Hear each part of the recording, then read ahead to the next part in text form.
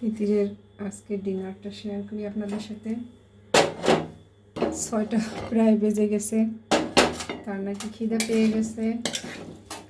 খাওয়া দাওয়া শেষ করে সে পড়াশোনা করতে বসবে। এখানে হচ্ছে মসুর ডাল দিয়ে সবজি খিচুড়ি করছি। শুধু একরকম ডাল দিছি, সাধারণত আমি 3-4 রকমের ডাল দিয়ে করি, কিন্তু আজকে শুধু মসুর ডাল দিয়ে করছি। এটা হচ্ছে এসপিকে পদ্ধতির চাষ করা মসুর ডাল।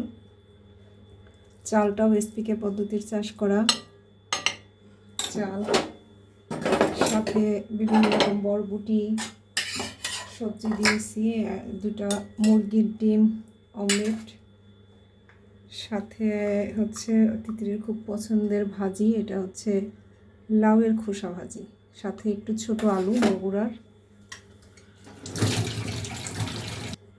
আর হচ্ছে সাথে থাকবে এই যে রসুনের আচার।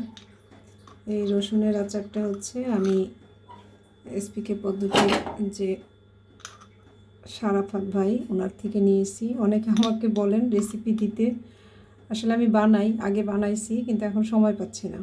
আমি জানুয়ারি মাসে করব, তখন দেখাবো। আপাতত আমি সময় পাচ্ছি না, তিতিরের অনেক পছন্দ, তাই আমি সারাফাত ভাই থেকে নিয়েছি। আপনারা চাইলে ভাইয়ের থেকে নিতে পারেন। আচারটা খুবই টেস্টি। এই হচ্ছে তিতিরের আজকের ডিনার।